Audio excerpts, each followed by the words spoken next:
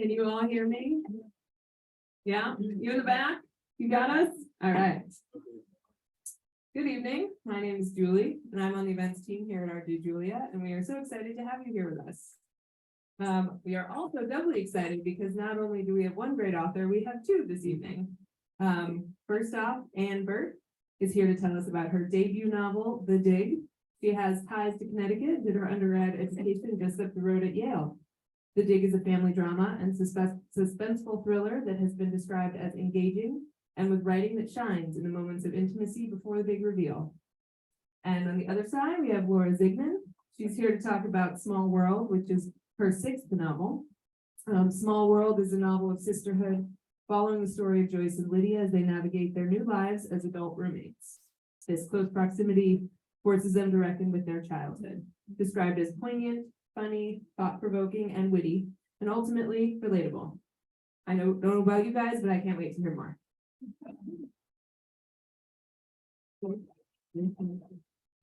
Before we get started, I especially want to thank everybody who came to the Witness Center today. That's great.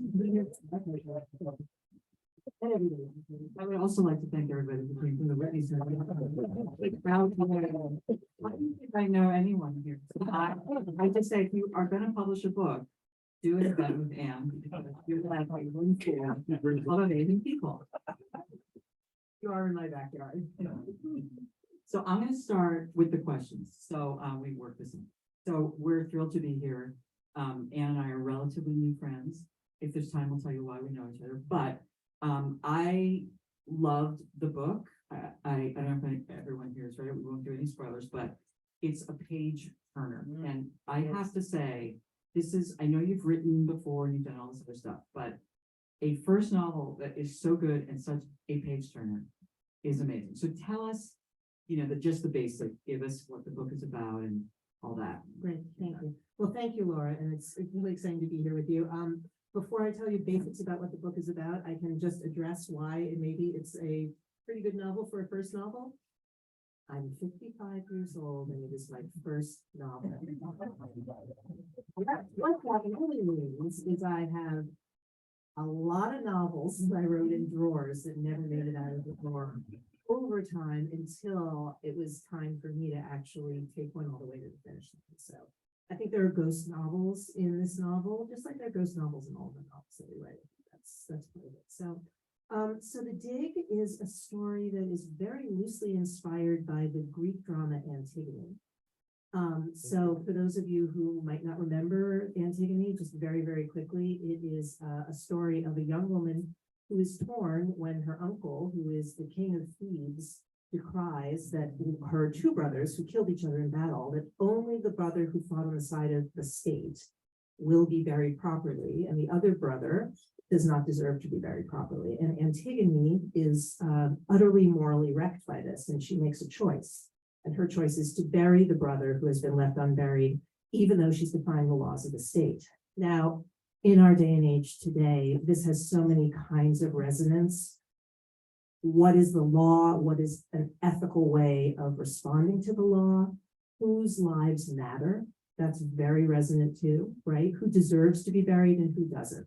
So in my contemporary story, The Dig, my main character, Antonia King, is a young lawyer. And the beginning of the novel in present day starts in Minneapolis, and she gets a call from her adopted uncle saying that her brother has gone missing and she has to come find him. Tony's backstory is that she and her brother were orphans during the Bosnia genocide, and they had been adopted by this family in a small Minnesota town. So now in the present day, when she's in her 20s, she has to go back to this small town, discover what happened to her brother, find out not only what was going on that led him to disappear in the present day, but what was the history of what happened in the past that she then unburies, as opposed to in the original Antigone, where it is about burying her brother. My Antonia has to dig up the secrets and lies that have been in her past. So that's basically what that is about. And Laura, I'd like to turn the same question over to you. Small World is Laura's sixth novel, and it's the most beautiful, fully formed novel. I hope when I grow up as a novelist, I can write something as good as Small World. It's truly amazing book. So Laura, will you share a little bit about yours? Thank you. Maybe when you get to be as old as me. Next year. Yeah, so Small World is about two divorced, childless sisters, adults, who end up moving in together. After living on separate coasts for 30 years. Joyce is the one who lives in Cambridge, and Lydia, her sister, moved away many, many years ago, and is after her divorce is coming back. And Joyce says, maybe you can stay with me till you figure out where you're going to live. And the novel opens where it's like 10 months later, and Joyce is kind of wondering like what's she doing there. So on the surface, there's a comedic element to, if we all imagine what it would be like to live with our adult sisters as adults. And I thought that was really a funny scenario. And then it got more serious as I realized I wanted to finally explore a piece of my family, which was that, and this sort of is fictionalized version of this in the book, but when I was, I had a sister who died when she was 7, and I was 3, and my other sister was 5. So we didn't really know our sister Cheryl, who was born in 1958 and was institutionalized at a place called Fernald, which is just outside Boston. So for us, we grew up in a house that was kind of sad because it happened to my parents, but we didn't really lose her because we didn't know her. And in the novel, it's very different. Their sister, they have a third sister named Eleanor, who has cerebral palsy, and she lives at home. And their mother, Louise, is almost obsessed with her and with the idea of inclusion, including her and everything, to the sort of unintentional exclusion of the other 2 daughters. So that's pretty much it. That is very powerful. This is something we actually didn't talk about, but that I need to mention right now because it just brought it right back. In my first job out of college, I was working at a disability rights organization in Washington, D.C. And very recently, the brilliant Judy Heumann passed away. And I don't know if anybody knows Judy Heumann's work in disability inclusion, but I just did want to say, was that part, when you were doing research, did you, learn about these disability rights advocates? Did you know them as a child? Like, what? Well, it's really interesting because, my parents stayed with Cheryl died in 1965, and my parents stayed very involved with Fernald, which was the state institution, and with all the families. And my parents helped fundraise, and they were, we just knew these people forever and ever. And then when I was writing the book, I watched a movie called Crip Camp, which was Obama's first documentary for Netflix, and it was about a camp. Oh, sure. Is that better? Is that better? Okay, thanks. I watched this movie called Crip Camp, because if you're a writer, all you want to do is do research. But the film is it's a documentary called Crip Camp, and it's about a camp in, I think, upstate New York that was open for people with kids and teenagers with disabilities. And Judith Heumann was one of those people, and it was such an empowering place to be that almost all of those people went on to do incredible things. It's like a very special place. Yeah. It's a fantastic documentary. Yeah. So when you were writing The Dig, there's a tremendous amount of research so tell us about the research that you did and how you did it. Great. So as I mentioned, the backstory of my original characters was that they were born into Sarajevo, and in 1993, during the height of the Bosnian genocide and the siege on Sarajevo, their mother is killed. That happens in the prologue. I'm not giving anything away. It's a really fun read. It's not really sad, but that was the backstory. And yes, I had to do a lot of research to really make sure I was capturing that right. But I do want to talk about where the inspiration for that came from, which is the way that sort of we move through life. And what sticks with you and what doesn't. So the first place that I ever traveled outside of the country was Sarajevo. And I was a teenager, and I was 19, and I was a sophomore at Yale. And I had discovered as a freshman the Yale Slavic Chorus, which is a Balkan women's folk music group. And this is not my background. I'm I'm not Slavic, but I heard the music because a friend of mine that I grew up with, hi, Andy High School. She went to Hopkins, but that's okay. A friend of mine that I grew up with was singing in the Yale Slavic chorus, and she said, come to a concert. I came to this concert and I fell in love with this music, just the sounds of it. It was beautiful. It's all very dissonant, and I just had to sing this music. So I joined the chorus, and this was before the Berlin Wall came down, right? Which was in 1989. So it was 1987. Landed in Sarajevo as a very naive 19-year-old. Is that better? A very naive 19-year-old in 1987. And the first thing I saw in Sarajevo was mosques near synagogues, near churches. And the streets were filled with people wearing all kinds of different gear from their faiths, talking and haggling over marketplace and laughing. And I thought, it's possible to have interfaith communication. There's a beautiful world. And I came back thinking I'd found something very, very powerful. And then, of course, just a few years later, the Balkan Wars and the crises that happened and the devastation of Sarajevo stayed with me as somebody who had seen it and created a beautiful fantasy of what could be possible out of that. And so I always thought about and followed the Bosnian genocide and what had happened. And between the music and that feeling as a young person, it just stuck, as a writer. I've said this before. I think that there's like kind of a flypaper theory of being a writer in the world, right? You're sort of like walking around, you're made out of flypaper, and some things just stick to you, and they're still there. And you're like, what is this damn fly doing here 30 years later? Oh, I guess it's here because I have to put it in my mouth.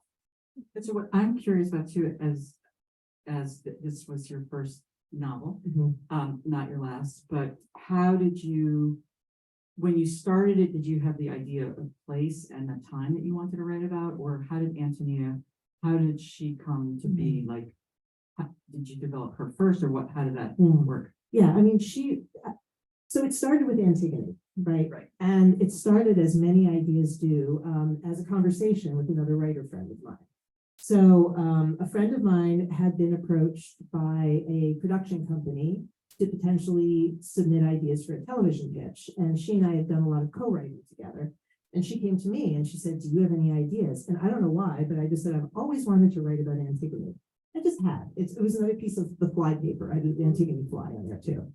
And she said to me, tell me more. And then somehow talking about Antigone and what it would be like in the present day turned into the seeds of this young woman who is a really, she's got a lot of verve and a lot of drive and a lot of conflict. And as Antigone, that would be the case.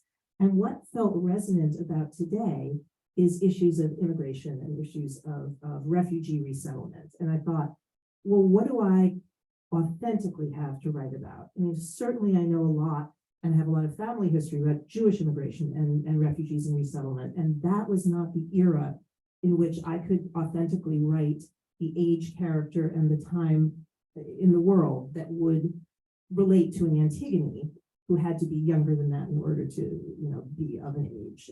And frankly, there's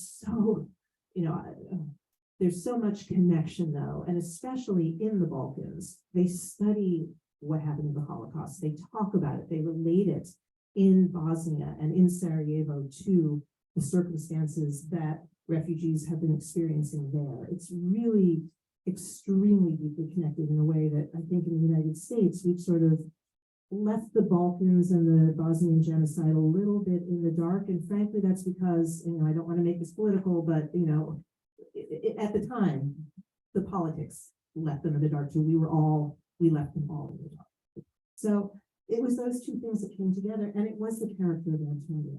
She really was the one who made me think, okay, I've got to write this book. Once I started writing her, it kind of took off. With you, when you came up with your sisters, Joyce and Lydia, who came first? Was it Joyce? Was it Lydia? Was it both of them at the same time? Yeah, it started with Joyce. I always start sort of in a place that's something happening with me. So I started it as it started during COVID, during lockdown, and we had these very annoying neighbors upstairs that had moved in we rent in a house in Cambridge. There's no businesses on the streets, all residential. And all of a sudden, these two people moved in upstairs, who were friends of the landlord, the big house with the 3 apartments. And they opened a business above our heads. And if you haven't read the book, it doesn't matter, but they basically, Joyce and Lydia are living there, and they start to hear the noise. What's the noise? And if anyone's ever lived in an apartment or whatever, there's always like what's going on up there?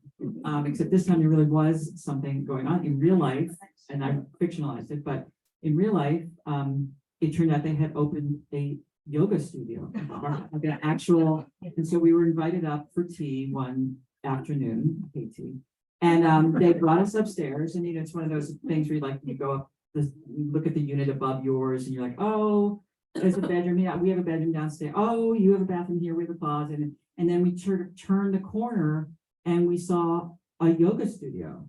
And right downstairs is where we watched, Rachel Maddow every night. And very disturbing. I mean, people were coming and going. They gave private lessons during the day. And at night, there were classes. And so you would hear them all come in and take their clogs off and their Birkenstocks. And then they would fall on the ground laughing and then quiet and Shabbat and everything. And it was like, what is happening? So I thought, oh, this will be a really funny novel about 2 sisters who move in together as adults and sort of have to deal with the annoyance. So that's kind of what I thought. And so it started with, of course, the character that was slightly based on me, and the other character, Lydia, slightly based on my sister, but really not really. My sister's much nicer and much more socially apt than Lydia. And it got a lot deeper though than that. It did. Yeah. But yeah.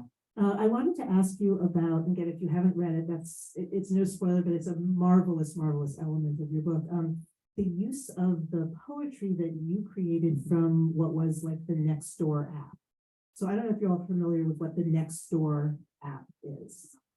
So Some people are. Yeah, so Nextdoor, it's like a community gossip board, except it's on your phone or on your computer. So it's like a listserv, which is like, so it's your neighborhood. So I live in Cambridge, Mass. And so our neighbor, our next door group, you have to live in a certain zip code to be in that group, and every other zip code. And so there's all these people that post, just like, it's like, looks like your feed, your internet feed or whatever. So it's everything from like, hey, it snowed. Is the garbage pickup going to be delayed a day? Or, hey, how come people are parking? Or, oh, there's turkeys that are attacking the mailman. Or, there's really, really moving, people are lonely and they'll write just long things. So I had a friend, I wish I could take credit for the idea, but I had a friend who did this, and I copied it with his permission, but I took actual posts from Nextdoor and cut them into just poems. And when you do that, it's really kind of this epic thing, because it is like poetry. I mean, it's truly like poetry. I mean, some of it's hilarious and some of it is really, really moving, the longer pieces. And so when I turned my manuscript into my editor, and she, called me, oh, I love the book. And I just love the poetry. And I said, me too. And I said, it's verbatim from Nextdoor. Every word is this, right from, and there was this moment of silence. She was sort of horrified. She was like, well, you can't do that. You can't just copy. I said, no, there'd be a disclaimer, I'm not trying to plagiarize, but I thought like the verisimilitude, that the authenticity of like, these are real. No, I couldn't do that. So I had to rewrite them all. But I kept probably a line or two from each one. Yeah, and they're spectacular. And I have to tell my Nextdoor Please. story, Oh my God. which is incredible. Speaking of real, so of course I read Laura's book and saw the Nextdoor poems, and so the Nextdoor app, yes, it's kind of a joke in a lot of ways because of what you're saying. But one of my dearest friends in the world moved to Houston with her husband because her husband had kidney failure and they were living in Mexico and they had to leave. It's a long story. That's not really, I'm not going to go into it too much, but they went to Houston because they knew there was an incredibly, good hospital that did a lot of kidney transplant, but they couldn't find the donor match. And so my friend was casting far and wide everywhere to look for a donor match. And in a kind of a Hail Mary, she put a call out on Nextdoor and she got somebody. And it was Houston next door. So as Laura says, the zip code is there. So there were 20,000 people on her Nextdoor app and they got a match. And they went through all of the necessary this, that, and the other, and everything was all happening. And the kidney transplant is happening tomorrow. Oh my God. I'm sorry. It's actually amazing. teary when I said that. And it's incredible. And see, that's a great story because Nextdoor, and in the book, Small World, the Nextdoor app is called Small World, but in real Nextdoor, it gets a really bad rap because it's like all these, it gets a reputation for like, oh, there's a person of color in my neighborhood, and and you're tattling on people, like, I'm gonna call because, they put their trash out the day earlier, that kind of thing. But when you really think about what the best end of the spectrum of experiences on a place next door is something like that. That's just like, how could that ever have happened without No. the internet and without an app like that? Like Facebook does that too, as awful as it is. Facebook does it. Yeah. So I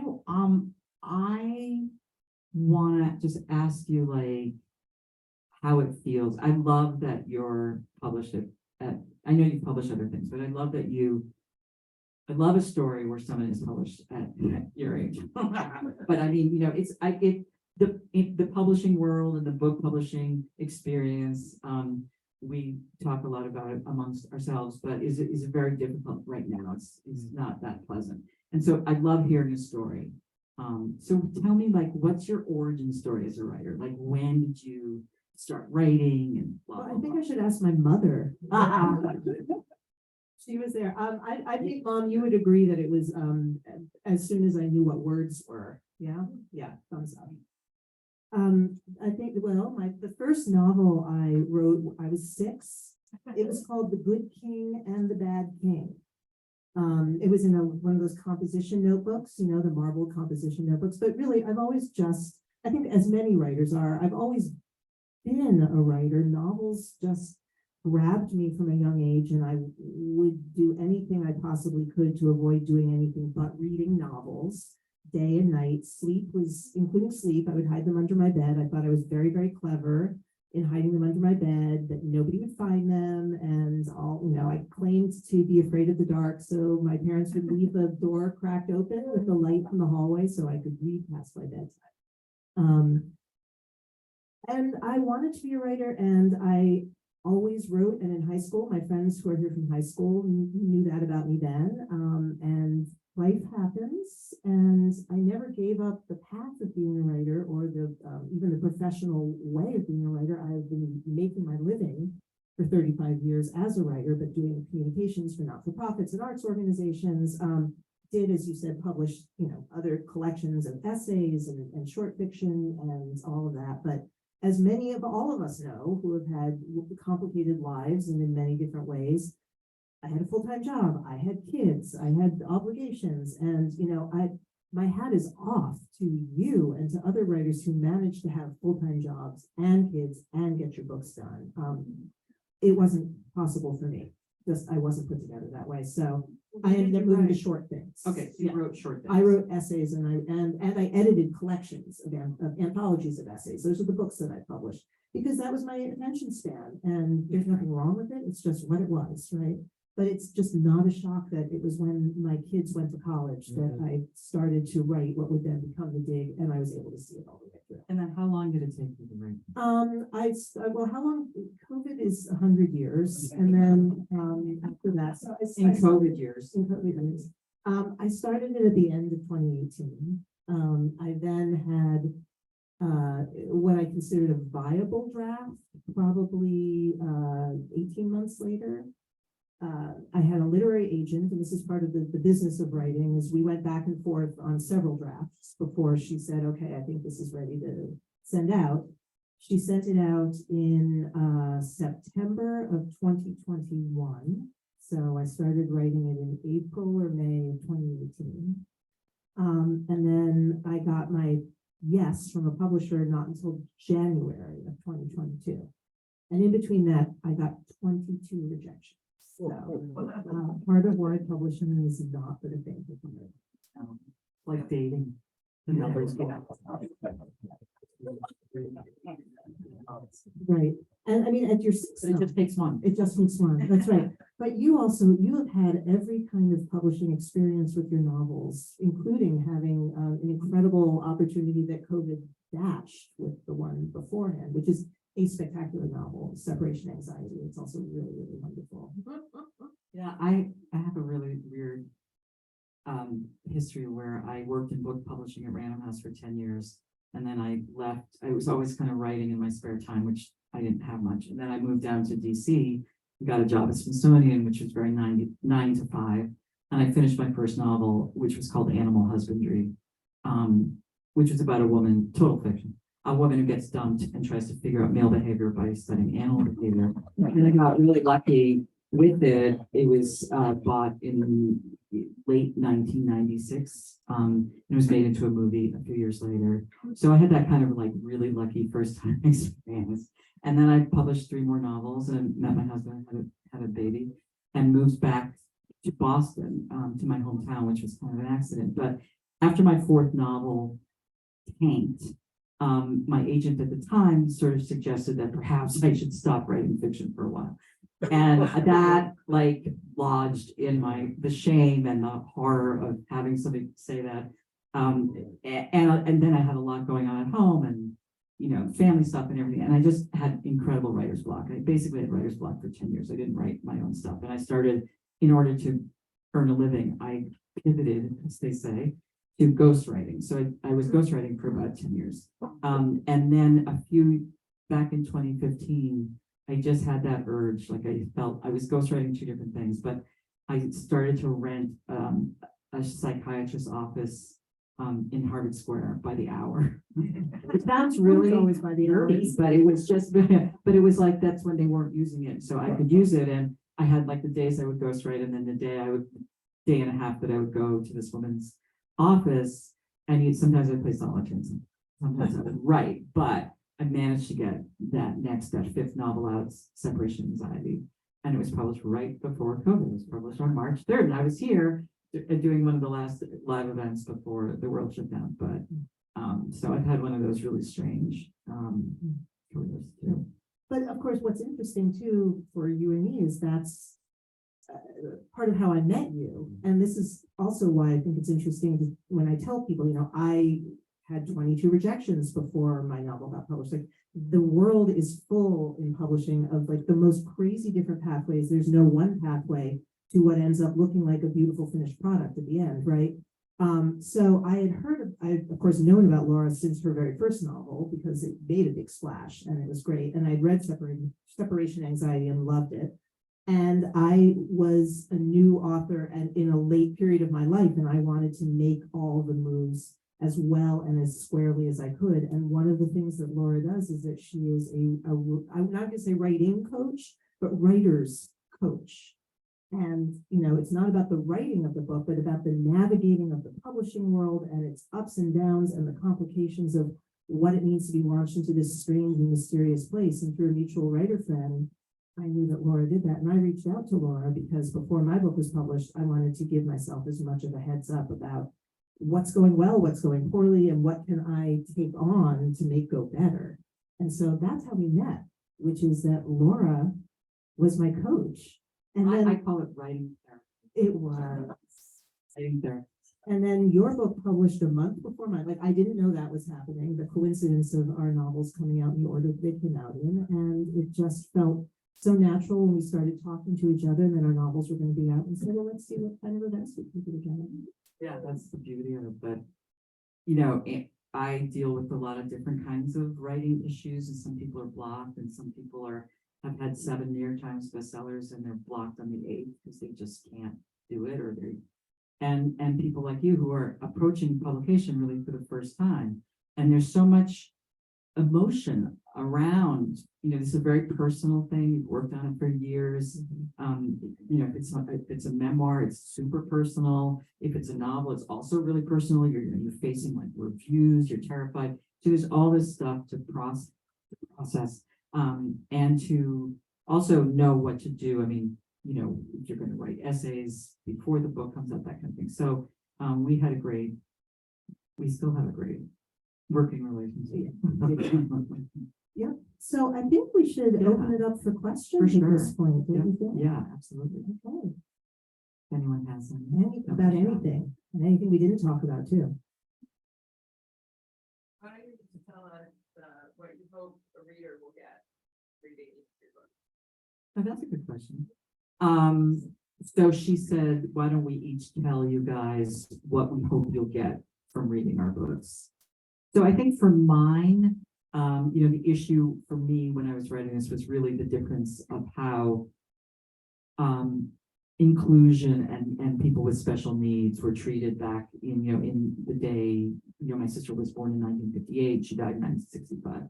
And so the language was very different. I mean, the place that she lived in was called the Fernald School for Retarded Children. Obviously, that's not a word we use now. And parents like my parents were encouraged. I mean, she really had a medical condition, which is why she but parents were very much encouraged if they had a Down syndrome child or any kind of child with a disability to institutionalize them. That was just the way it was at the time.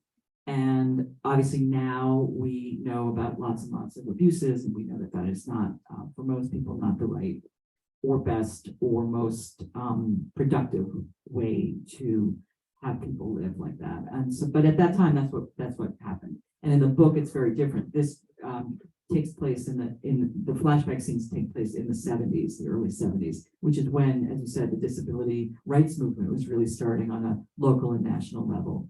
And the mother in the book takes just like an accidental activist. She just becomes this complete advocate for her daughter, even though right after the divorce. So I think what I want readers to take away from the dig is thinking about a couple of different pieces of issues. One is about inclusion and belonging, not in a disability sense, but in the sense of immigrants and refugees from different parts of the world and from different generations. There's also a Somali community that plays a very big role in this book, and their crisis came 20 years after the Bosnian genocide, which came 30 years after the Holocaust, which came 30 years after the Armenian genocide, and on and on and on and on around the world. So here we are in a world in which people say this is my neighborhood, not yours. So that's something that I think is really strong at the core of this book. And then the other thing is much more personal, and it's through the journey of the main character herself, is what does one's own personal history do or not do to your sense as an adult of the choices that you make. And there are things that my character knows about her history, and there are things that she doesn't know about her history. And both of them influence her greatly. And sort of those holes, those dark places where we think we don't know something, but we know there's something we don't know. How does that make us think about what we do and why we do? That's also in mind too, which is that these two sisters come together and kind of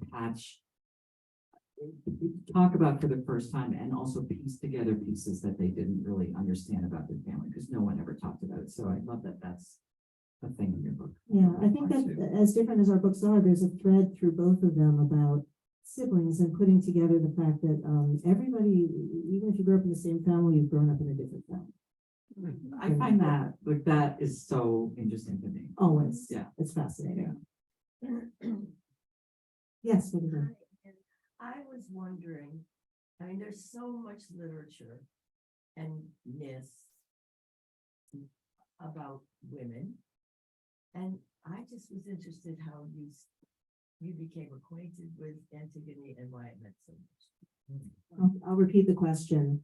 How did I become acquainted with Antigone? Why does it mean so much to me in a world where there's so many myths and so many stories about women? And this from a former high school English teacher. Yeah. That is a great question. And the irony is that it didn't first come to me as the play Antigone by Sophocles. My first experience with Antigone was actually through a reinterpretation by a choreographer named Annie B. Parsons. Some of you might have heard of Annie B. Parsons. I saw a reimagining in a very kind of wild and crazy way, like it involved, kind of large synthesizers, and there was one of those DJ, God, okay, scratchy record things, whatever those are. Yeah. Yeah. Okay. Yeah, anyway, and it was dance, and I used to do a lot of modern dance when I was young as well. That was a big passion of mine. And so my first encounter with Antigone was as a reinterpretation of Antigone. So that probably had something to do with it. But also there were very few Greek myths where, I mean, this wasn't a myth, this was an actual play. So the ethical challenge of this woman spoke to me, this young woman who had to make a decision that was going against the laws of the state, but following, and because it was Greek, it was the laws of the gods, but what we would call our moral and ethical center. And it was that particular dynamic that I guess spoke to me. And, probably, I've had the same therapist since I was in my 20s. She could answer that question, why. I've got my mother over here who can talk about when I was a writer. But the way I answer it is that it spoke to me in mysterious ways that obviously connect to something that's at the core of what I most think about. That's, I think, what I have to say about that. We have things to talk about. I knew I was going to get in trouble. So Behaves at Whitney Center. apparently you behave at Whitney Center.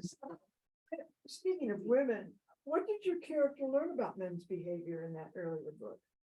So the question is, what did my character in Animal Husbandry learn about male behavior? So you have to understand, this was a long time ago. I was much younger and stupider. I'm still stupid in some ways, but not in those ways. But she, at the time, has this very intense love affair with this guy. They're dating. It's so great. It's 3 months. It's super intense. One of those. And all of a sudden, the term now is ghosting, but like at the time, there was no word for what, again, you can tell it's not fiction, right? Ghosting, they just disappear. All of a sudden you're dating, and then all of a sudden you're not dating, but they have not actually said to you, I don't want to date you. They just stopped calling. Back then it was really like the landline, there was no email, there was no this. So it was a very, in real life, it was a very strange thing, because what happened was we worked together in a publishing company, and I had been in New York for 5 years.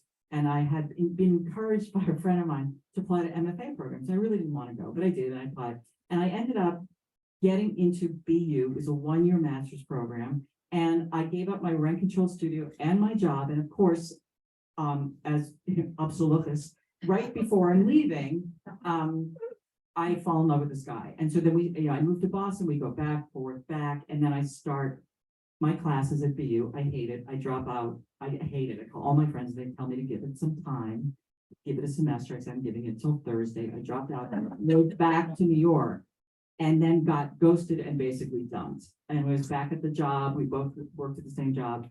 And I moved in with a womanizer, an editor there, who was this womanizer, the likes of which I've never seen. And suddenly I was living like in the belly of the beast. And I was watching him date different girl every 6 weeks, different girl every 3 months. And so I would watch him, and I would watch him. And then I would ask him a million questions. He'd say, oh, well, I'm in love with this person. She's my wife. He'd say, she's my wife. And then 6 weeks later, not my wife. Why? I would grill him. Why? What did she do? What was it? So I would know not to do it. There was always something else. I could never keep it, but, and so there was, at the time, the theory was the new cow, old cow theory, which is, bulls and cows. A bull will only mate with a cow once. And we know that there is some science to that, but we also know that just every now and then you get someone who just doesn't want to date you anymore. And that's just the way it is. And they move on and all that. But the funny thing was when I, had dropped out of this master's program, which was free. I had a fellowship. I felt really bad that I had I should have just gotten a master's.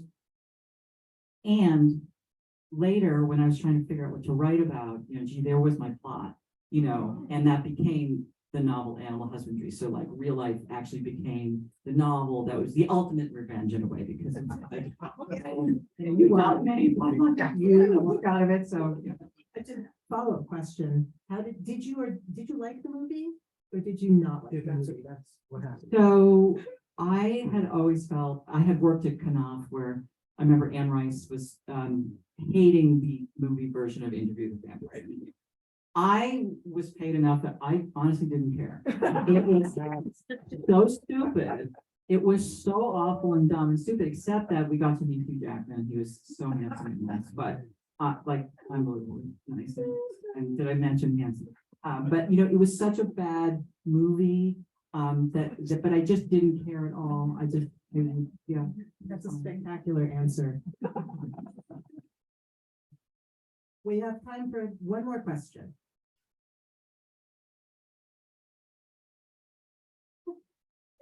I was very interested, and it's extremely interesting listening to how autobiographical your writing is and how it's one step removed and so on.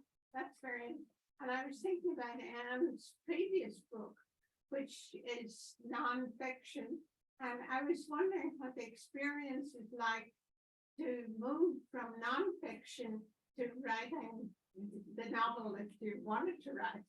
That's a great question. Yeah. The question is about the difference in the experience of writing nonfiction, which I published before, to moving to fiction. Well, the collection that you're referring to was called My Father Married Your Mother. And when I remarried and I had a very young daughter who was 3, and a very young stepdaughter who was 3, and I was looking for essays by other writers to help understand the experience. And then I was writing myself nonfiction, and I felt that when my children were little, I didn't have the imaginative brain to take myself out of the situation that was so urgent all the time of, you know, childcare for very young children, which is literally life or death, of course, as we all know who have raised children. I couldn't, I had to think all the time in reality. And so I wrote a whole lot of essays about parenting until my children got of an age when they might read them. And honestly, I actually seriously felt not that I was embarrassed or anything. I wanted to respect their way of growing up themselves without having to see what their mother and stepmother was writing about while they were growing up. So from the time they were about 6 or 7, I didn't do that anymore. So the difference is it's a very different part of your brain in terms of the synthesis of the material, I would say. But I think it's the same part of your brain in terms of the crafting. You know, as a writer, you must use your facility for language in a crafted way. That's why it's not therapeutic, you know, as much as it might be in some ways, because it's therapeutic to write out the shit you want to write out. It's not therapy by the time you publish it because you must craft it. So there's a similarity and a difference in that way. The aims of fiction are different than of nonfiction. I mean, that's a whole conversation that we could possibly have. For another time, because I think we're out of time, because so next time when Anne publishes her next novel, and I come here and you're all here and nobody I know is here, we'll have the other part of the conversation about your next book. Well, I think after this, Laura, everybody here is now your friend and friend.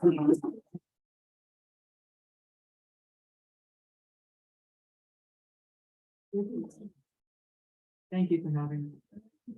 Well, thank you guys so much, and thank you for coming. Sorry, I'm in front of Anne here. For those of you that haven't had a chance to buy the book, you can do so at any of the registers in the store, and Laura and Anne will be signing their books on the other side. So thank you again for coming.